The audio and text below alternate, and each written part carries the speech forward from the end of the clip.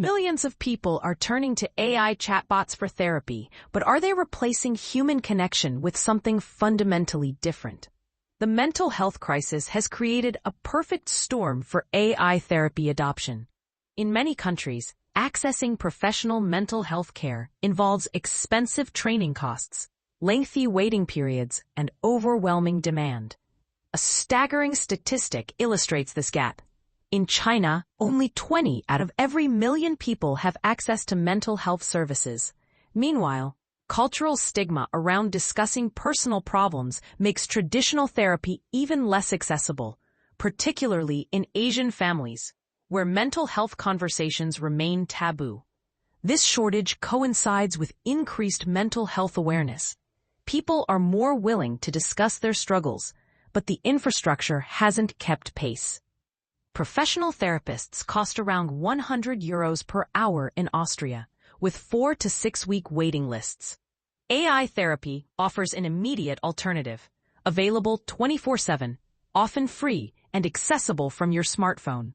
Two distinct categories of AI therapy exist: generic chatbots like ChatGPT and DeepSeek, and dedicated therapy applications built specifically for mental health support.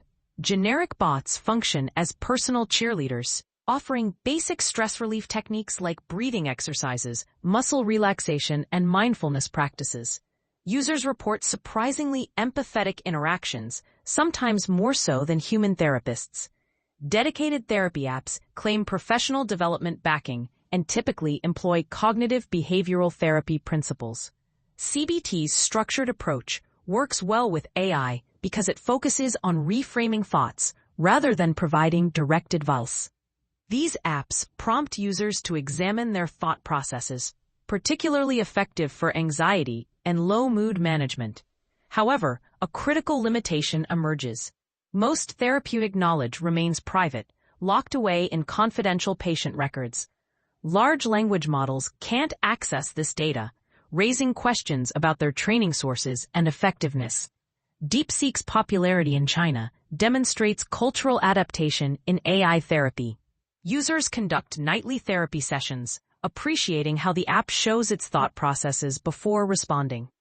It analyzes queries, reminds itself to be empathetic, and maintains conversational memory. This transparency creates a sense of talking to a thoughtful friend who remembers everything.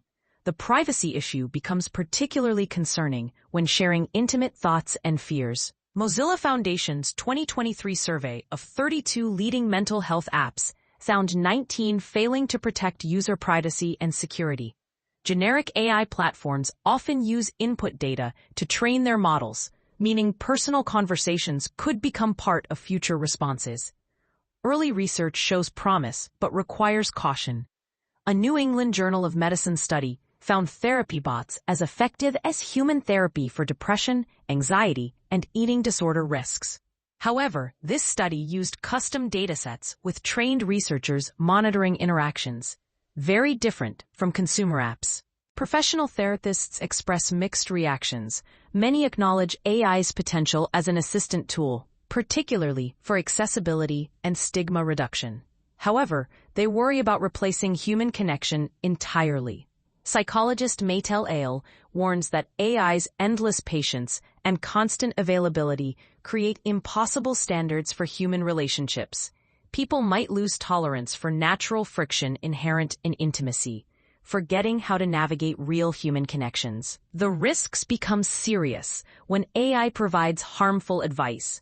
In 2023, the National Eating Disorder Association suspended its chatbot after it recommended calorie restriction, dangerous advice for eating disorder sufferers. Unlike human therapists, who operate under professional regulations with complaint procedures, AI apps offer limited recourse when things go wrong. Mental health encompasses a vast spectrum, from normal low mood to severe conditions like schizophrenia. AI therapy might benefit mild anxiety, stress management, or situations where cultural barriers prevent human interaction. However, serious conditions requiring medication, trauma work, or psychosis treatment need trained professionals. The effectiveness question remains complex. We need diverse, long-term studies across different populations and conditions. Current evidence suggests AI works for specific applications but shouldn't replace comprehensive mental health care.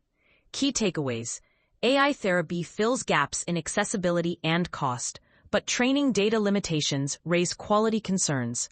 Generic chatbots offer basic support, while dedicated apps use structured therapeutic approaches like CBT. Privacy risks are significant.